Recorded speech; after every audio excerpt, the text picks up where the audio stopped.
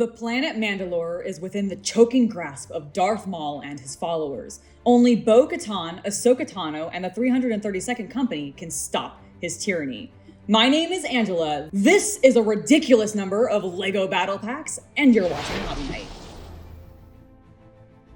A lot of other YouTubers out there have collected these massive amounts of minifigs, and they're always incredibly impressive, but there's something that I notice about the legions they're assembling.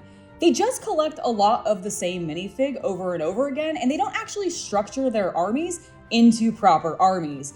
And I wanted to do something a little bit different. I wanted to combine my love of LEGO Star Wars alongside my love of military stuff and wargaming. Because you see, I built a lot of Warhammer armies, and now I want to build a proper clone army that has roles, ranks, etc. So the first step, just like in Warhammer, is to choose a chapter that I want to base my army off of, and this was a super easy choice for me, the 332nd Company. Who are they, you might ask? The 332nd Company, informally known as Ahsoka's Clone Troopers, was originally part of the company of the 332nd Division of the 501st Legion of the Grand Galactic Republic Army. They were originally formed in part of the late Clone Wars, where they were assembled so that they could aid with the retaking of Mandalore. General Skywalker ordered its creation as a way to provide the then-disgraced Ahsoka Tano a means to aid Bo-Katan in taking back the planet and finally bringing to justice the former Sith apprentice. How did that go? Well, that's a story for another time. I've had this idea bouncing around in my head basically ever since I started rewatching the Clone Wars during the lockdown. And so I've spent the last year spending time collecting various battle packs so that I can add a lot of diversity to my units. Do you think you got enough? You know, we can only hope so, but even if I haven't, there is another set coming out soon. And I wanted to just stop here for a moment to thank my followers for donating and helping me collect and assemble this entire army. You guys are the best, and I really appreciate you assisting me in this project. It is something I've been wanting to do for quite a while now. So the plan is we need to open up all of these boxes, part them out, separating the minifigs from the rest of the bricks so that we can do some building with those later, and then get our minifigures built up so that we can start building our battalion up, getting those platoons put together. This is going to take a little while, so let's get to it.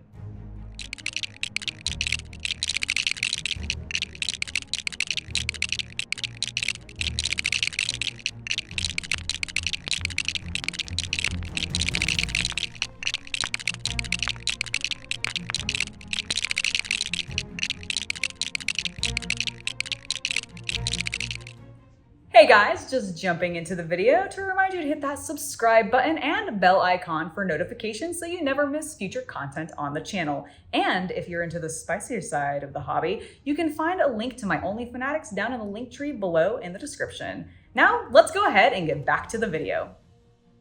The standard 332nd Trooper is the simplest design, where I use the basic 501st torso and 501st legs with the addition of a 332nd helmet and carbine to complete their kit. There are 5 standard troopers in every squad for tactical fire support. Moving on, each squad is also deployed with 2 specialists. I made an equal number of long-range snipers and heavy weapons wielders for this, adding orange flash guards to the heavies and scopes to the snipers as appropriate. To match their specialists, each squad features a corporal with a matching heavy weapon or sniper rifle. And as a way to help distinguish the corporals from the special weapons teams they outrank, I use the actual specialist torso from the 501st Heavy Pack. To command 3/4 of the squads, I assembled an array of sergeants. To distinguish them, I used the 501st officers' torsos from the Heavy Packs and equipped them with rangefinders and a pistol, as their main role is leading their squads. The remaining squads are led by their platoon officers, lieutenants built using the 501st officer legs and the clone Captain Vong torsos to give them the look of commissioned officers. As for command, the 1st platoon's first squad is led by the illustrious Captain Rex, and accompanying him are his uncharacteristically charismatic clone brethren. As you can likely tell, I am using custom clones from Amazon for this, because I am not shelling out $650 for the vendor just to get a minifig. You can't make me. You hear that, LEGO? You just can't.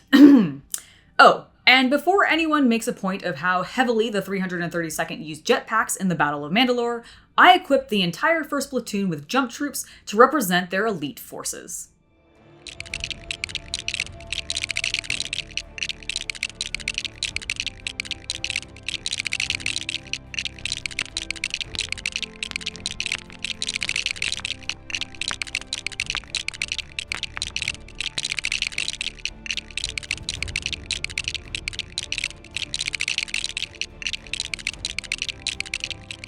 But what about the thousands and thousands of bricks that also come within the battle packs, I hear you asking? Well, don't worry, I found a use for, well, most of them. Some of them are, in fact, still ending up in my loose brick collection, but I did try to find a use for as many of them as I could. And how I did that is I went on Rebrickable, and I found a couple of mocks from a creator called Lego Men 360, and this creator has put together 2 mocks that I thought were perfect for this build. One is a better scaled cannon, and the other is a better scaled swamp speeder. Both of these came in some of the battle packs that I already gotten, but they were really small and I didn't really like the scale to them. So I built up these mocks, added them to the army, and while this wasn't part of the original plan, I really like what it does for the army. It adds a little bit of height to the visual presentation of it, and it just looks perfect. So now that we have everything built and together, let's go ahead and assemble the full team and show off the army and take back Mandalore from that dastardly Darth Maul.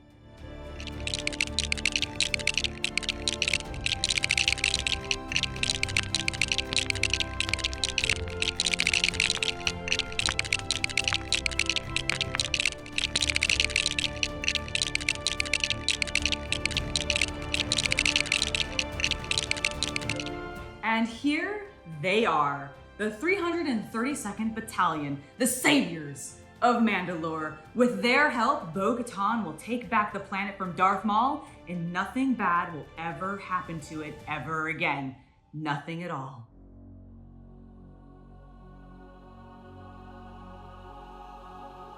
Right, so I absolutely loved putting this army together. And you might be thinking to yourself, Angela, we've seen tons of people put armies together, but I didn't want to do the same that I saw every other YouTuber doing out there, which is gathering just a bunch of the same clone types and then assembling them in mass. While that is very cool, I wanted to treat this army build as if I was building for a Warhammer game.